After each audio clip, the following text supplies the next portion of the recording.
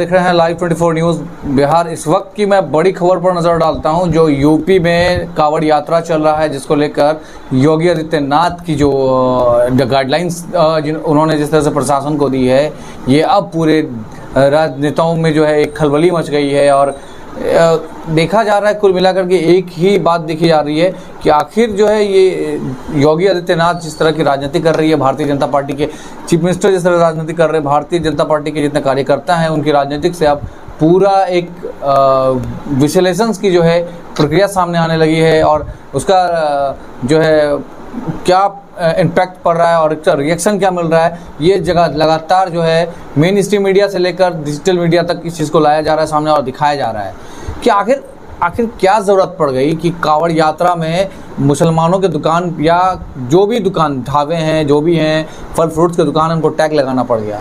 ऐसा तो है नहीं। अगर कोई फल वाला अदर कास्ट के हो और वो जो लगाने वाला है वो मुस्लिम हो या फिर तोड़ने वाला मुस्लिम हो, उसको तोड़ के धुलाई करके दिया गया हो, बेच रहा है, आप तो नेम प्लेट टैग वहाँ लगवा रहे हैं ना, जहाँ से आ रहा है वो कौन है। इस पर सबसे बड़ा सवाल है कि आखिर इस तरह की आहत किसी एक कम्युनिटी को टारगेट करना ये कहीं तक ठीक नहीं है, जिस तरह से योगी आदित्यनाथ लगातार एक कौम कास्ट के लोग या एक कौम के लोगों को टारगेट कर रही है। कहीं ना कहीं इस पे सबसे बड़ा सवाल खड़ा हो रहा है। तो वहीं इस मामले को लेकर जो राकेश टिकैत ने प्रेस कॉन्फ्रेंस कर उन्होंने योगी आदित्यनाथ बीजेपी के लोगों को सीधा कहा कि कौन लोग जो है कि जो नॉनवेज नहीं खा रहा है, जो नहीं खा रहा है वो सर्टिफिकेट ये माफ़ कीजिएगा वो सीधा एफिडेविट में लिख के दे कि मैं नॉनवेज नहीं खा रहा हूँ। मगर सीधा उनका कहना था, राकेश टिकैत ने कहा कि ये सिर्फ सारे कुल मिलाकर इलेक्शन ख़त्म हो चुके हैं, अब ये जो इलेक्शन बाकी इलेक्शन है, विधानसभा इलेक्शन है बिहार में होना, कई राज्यों में होनी है, बस पूरा प्रोपेगेंडा बनाया जा रहा है ताकि किसी भी तरह से भाजपा को सत्ता मिल जाए, ताकि वो सत्ता में बने रहें। ये इस तरह से प्रोपेगेंडा चला करके चाहती है सत्ता हड़पने के लिए। केंद्र से यूपी की जनता ने केंद्र से भाजपा को ऐसा सफाया किया है जो बौखलाहट से अब दिख रहा है कि योगी आदित्यनाथ नाप फैसले ले रहे हैं, जो फैसले लेने से पहले उनको 10 बार सोचनी चाहिए कि आखिर मैं फैसला क्या ले रहा हूँ। पहले चलिए मैं आपको सुनाता हूँ राकेश टिकैत क्या कह रहे हैं।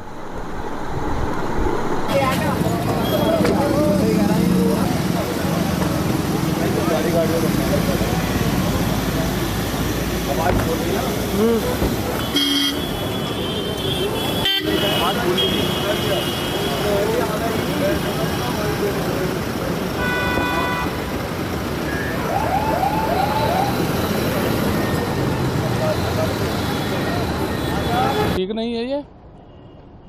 और भाई सरकार जिस पार्टी की है उसके हिसाब से ठीक है, उसका तो एजेंडा ही यही है। भाई बचना जनता को है, वो अपना पार्टी उनका एजेंडा फेंकेगी, जनता उसकी गिरफ्त में आएगी तो नुकसान होगा। अब जातियां चिन्हित होगी। पहले ये करे कि जिनकी बात करते हैं कि वहाँ नॉनवेज बनता है,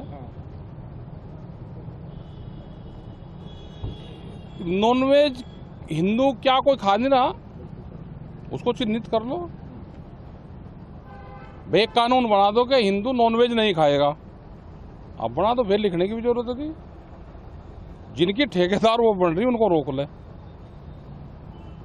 तो क्या कहेंगे कि अब आने वाले टाइम में तो ब्लड और बाकी सब चीज़ों में फिर इस तरह से सब लिखना चाहिए, फिर अनाज पे भी लिखना चाहिए कौन कहाँ से आया, वो उसके जातियों के हिसाब से फिर वो खरीद करेगा। ये तो जो पार्टी है ये तोड़ फोड़ की कैसे समाज टूटेगा उसकी बात करते हैं। और मुजफ्फरनगर में ट्रायल होगा ही नहीं, पहले मुजफ्फरनगर के लोगों ने झेल लिया पूरा, और यहाँ के लोग भी आप लिखवा दो, यहाँ कुछ नहीं, सरकार का आदेश है भाई। अपना उत्तर प्रदेश के साथ साथ उत्तराखंड वालों ने भी कर दिया है भाई, सब इन्हीं के तो वो है ना, ये तो करेंगे। इसका इफेक्ट इंटरनेशनल उस पर पड़ता है। हमारा जो व्यापार है वो गल्फ कंट्री में है, इसका इफेक्ट वहाँ पे पड़ेगा। सेंधा नमक पाकिस्तान से आता है, बहिष्कार क्यों नहीं करते हैं, फास्ट में लिख देते हैं। वो वहाँ पे कैसे उसकी खुदाई कर रहा है, मुसलमान ही तो खुदाई करता है पाकिस्तान में। सेंधा नमक यहाँ पे फास्ट में इस्तेमाल होता है, हिंदू का जो फास्ट होता है उसमें इस्तेमाल होता है, हम भी सेंधा नमक इस्तेमाल करते हैं, आता पाकिस्तान से, करो बहिष्कार उसका, क्यों नहीं करते। भाजपा नेताओं का कहना है कि ये चीज़ होनी इसलिए ज़रूरी है कि अरे वे सेंधा नमक का बहिष्कार करो ना, कि हमको पाकिस्तानी नमक नहीं खाना, बड़ा नमक उनका खा रहे हो वहाँ, क्या को हिंदू की खदान थोड़ा है पाकिस्तान में, वो लाहौरी नमक उसको बोलते हैं, वहाँ से आता है, मुसलमान उसकी खुदाई करता है, उसके हाथ का नमक खा रहे हो, करो बहिष्कार, कि हमको खाना नहीं हमको। इनका कहना है कि खाली मुसलमानों के लिए नहीं, जो सब ढाबों के लिए है, चाहे जितने भी हैं, सब लोग बदलते हैं। चलो कर ले, सारे उनके ढाबों पर सारे यही खाते पावे, ये जो नए हिंदू बने हैं ना, ये सब खा रहे उन्हीं के वहीं पे ही, इनकी चिन्हित कर लो। और बीजेपी वाले लोग ये एफिडेविट दे दो कि हम नॉन वेज नहीं खाएंगे, उनसे एफिडेविट ले लो और फिर वे लागू करें, फिर कानून पास करें बिल्कुल, लेकिन पहले उनको एफिडेविट देना पड़ेगा कि हम नॉन वेज का इस्तेमाल नहीं करते। तो आप सहारनपुर आए हैं, किस तरह की यहाँ हमारी मीटिंग है और 9 तारीख का प्रोग्राम है, जिला मुख्यालयों पर ट्रैक्टर से आएंगे लोग 9 अगस्त का, उसकी तैयारी है। संगठन को अपने मजबूत रखो, जातिवाद के इसमें झंझट में ना पड़ो, अपने काम धंधों पर ध्यान दो, अपने रोजगार पर ध्यान दो। सरकारें पॉलिसी बनाएगी, उस पर ज़्यादा ध्यान देने की जरूरत नहीं है, अपना काम करता रहे ना। अब की बात जो इन्हें पॉलिसी लेकर आ रहे हैं ना, हिंदू मुस्लिम लड़ेगा, खूब ट्राई करो, ये लड़ेगा ही नहीं। दिया तो जवाब यहाँ पे भाई, चुनाव में जवाब ही तो दिया, उनको क्या दिया, ये सब जवाब दिया। अब और जगह भी चुनाव होंगे, वहाँ पे भी जनता जवाब देगी, साइलेंट जवाब देगी। तो आपका कहना है कि ये यही कारण रहा हार का, बिल्कुल कारण रहा, जो इस तरह की राजनीति। हाँ बिल्कुल। इस मामले को लेकर राकेश टिकैत का कहना था कि आखिर पड़ोस में पाकिस्तान है और वहाँ से नमक लाते हैं, क्या उन नमक को बैन करा सकते हैं, क्या उन चीज़ों को बैन करा सकती है। गल्फ में जितने सारे गल्फ मुस्लिम कंट्रीज हैं, उनमें जो सामान खरीद बिक्री होती है, क्या उस पर बैन करा सकती है बीजेपी। सीधा राकेश टिकैत का ये साफ साफ कहना था कि प्रोपेगेंडा है भाजपा का, भाजपा किस तरह सत्ता में आना चाहती है, ये आम जनता को समझने की जरूरत है। और इसी चीज को लेकर राकेश टिकैत ने जो बात कही है, ये स्पष्ट हो गया है भाजपा की तुष्टीकरण की राजनीति को लेकर, कहीं ना कहीं जो चीजें हैं वो सामने आ चुकी है। बीजेपी के लिए एक बड़ी चुनौती बन सकती है बिहार विधानसभा इलेक्शन में और अदर स्टेट में जो चुनाव होनी है, उन पर बहुत बड़ा जो व्यवस्था है वो बन सकती है। ये एक सबसे बड़ा सवाल है। चलिए बढ़ते हैं अगली खबर की ओर। अगली खबर है कांग्रेस नेता राष्ट्रीय अध्यक्ष मल्लिकार्जुन खड़गे ने रेल हादसे को फिर, आज रेल हादसा फिर हो गया, उन्होंने इस रेल हादसे को लेकर फिर एक बार केंद्र की सरकार भाजपा पर सवाल उठाई है। उनका कहना था कि केंद्र की भाजपा सरकार रेल व्यवस्थाओं पर काम नहीं कर पाती है, जिसके कारण लगातार जो है घटनाएं हो रही है।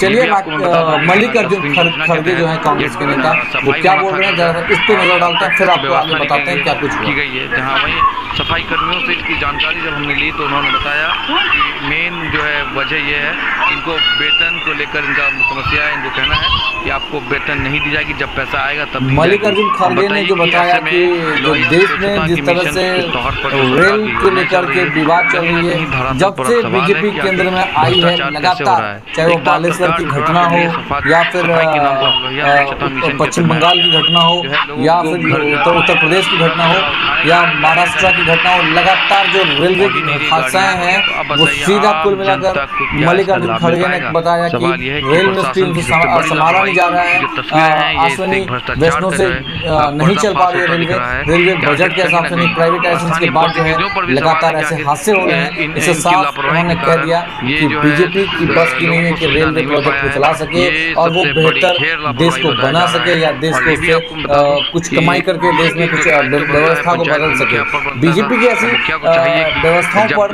मल्लिकार्जुन खड़गे ने जो सवाल खड़े किए हैं, ये अब आने वाला वक्त में दिखना है कि क्या भाजपा के लिए जो अटकलें बताई जा रही है वो अब गले का फंदा बनता दिख रहा है। बीजेपी के लिए बड़ी चुनौती बनती दिख रही है कि बीजेपी ने जो एजेंडे पे काम किया वो पूरा का पूरा धराशायी रह गया।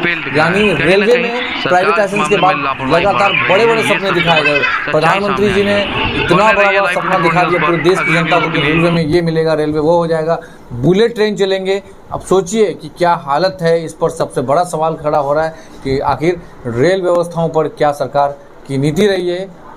ऐसी खबरों को पाने के लिए हमारे चैनल को सब्सक्राइब कर लें। बने रहिए लाइव 24 न्यूज़ पर। मैं संवाददाता बिहार पटना से। पहले सर आपका ये होता था कि हर पार्टियों के आप अभिप्राय पूछते थे, उनसे बात करते थे बजट से पहले। आपको लगता है कहीं गवर्नमेंट अपना ही कंसिडरेशन कर रही है? नहीं, ऐसा नहीं, कभी भी ऐसा नहीं होता था बजट के लिए। सिर्फ कांग्रेस गवर्नमेंट में ऐसा होता था, लेकिन ये गवर्नमेंट में वो कोई पूछताछ नहीं है। वो उनको जो भी दिल में आता है वो करते हैं, और फिर बाद में जब बजट पेश होता है तभी आपको मालूम होता है कि किस स्टेट को क्या मिला, किसको क्या मिला, किस लोगों को उन्होंने सरकार ने क्या दिया, उस वक्त ही मालूम होता है। इसमें कोई पूछताछ, एक दूसरे का विचार करना, ऐसी प्रथा बीजेपी ने तो नहीं डाली। वो सारे ट्रेन के एक्सीडेंट लगातार होते जा रहे हैं। ये देखिए, इसलिए हो रहे हैं कि इसमें रेलवे डिपार्टमेंट को वीक कर दिया गया है, और इतने वैकेंसीज है रेलवे डिपार्टमेंट में, लाखों वैकेंसीज है। अगर आप लाखों वैकेंसी को भरते नहीं, और चाहे सिग्नल का आदमी हो, चाहे बहुत से इम्पोर्टेंट टेक्निकल हुद्दों पे अगर आप भर्ती नहीं करते, और खासकर ड्राइवर्स को, अटेंडर्स को, ये सभी भर्ती नहीं करते, तो नेचुरली ये वीक होते जाता रेलवे डिपार्टमेंट। और आज रेलवे डिपार्टमेंट इतना वीक हो गया है कि एक हादसे पे हादसे हो रहे हैं। एक तो उनके तरफ ध्यान नहीं दिया जा रहा है, और वक्त पे पैसा रेलवे डिपार्टमेंट को नहीं मिलता। जब रेलवे इंडिपेंडेंट था, जो मर्ज नहीं हुआ था फाइनेंस में, तब वो अपने आप पे बलबूते पे करते थे, और जब कभी थोड़ा कम गिरता था तब वो सरकार से पूछते थे। लेकिन अब पूरा पावर सरकार ने लिया है, फाइनेंस डिपार्टमेंट के तहत लिया है, तो नेचुरली तो रेलवे डिपार्टमेंट तो वीक होगा ही। और दूसरी तरफ लोगों को अपॉइंटमेंट्स नहीं मिल रहे, और वो अपॉइंटमेंट्स करना नहीं चाहते, तो इससे बहुत बड़ा नुकसान देश का भी हो रहा है और रेलवे डिपार्टमेंट का हो रहा है, और हादसे भी बिगड़ रहे, और अब तक तो सैकड़ों लोग मरे हैं। तो ये चीजें सरकार को सोचना चाहिए। अगर सरकार सोचना नहीं चाहती तो लोग सबक सिखाएंगे। हमारे वीडियोस को YouTube के माध्यम से देख रहे हैं तो चैनल को सब्सक्राइब करें, दोस्तों में शेयर करिए, कमेंट सेक्शन में जाकर प्रतिक्रिया अवश्य दें, ताकि हम निष्पक्ष पत्रकारिता की एक मिसाल कायम कर सकें। धन्यवाद।